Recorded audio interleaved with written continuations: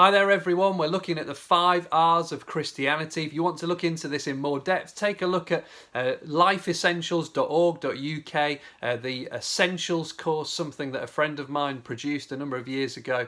You can buy the book, you can buy the DVD, but all the videos are available for free on that website.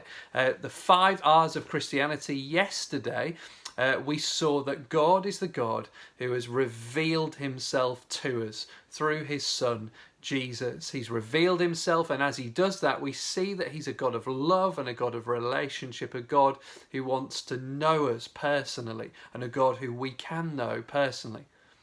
But here's the problem. R number 2, reject.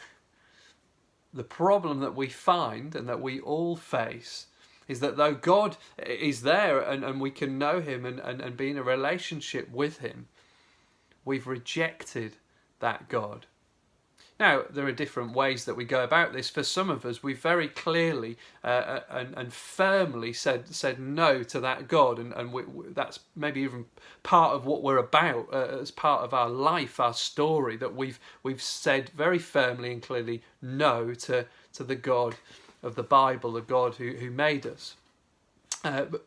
For some of us that's the case, but for many people our rejection of God is not a kind of loud rejection of him, but it's a much quieter thing that goes on in our day-to-day lives. We just ignore God. Day after day after day, he doesn't feature in our lives.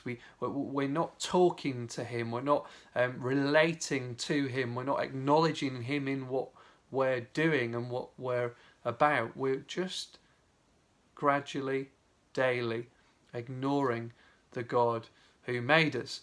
It's a little bit like if you imagine if I ignore my wife. Well, we might have had a fallout and we had a bit of an argument, and we sort of ignore each other for a little while, and then eventually we talk and we forgive and we move forward. But if I consistently keep on ignoring my wife day after day after day, well then I am rejecting her, aren't I? That is a form of rejection. And it's the same with God. Whether we've loudly said no to God or whether we've quietly just gradually ignored God, we have rejected him.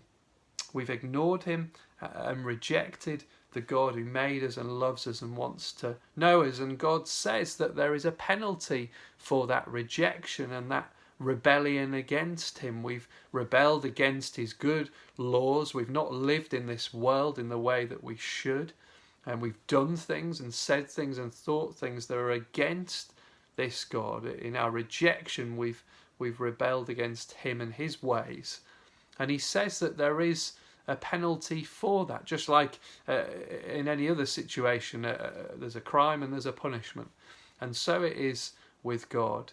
And the punishment for our sin, our continual rejection of God, is death and judgment. So we find ourselves in this predicament. And what can we do? Well, we'll find out tomorrow.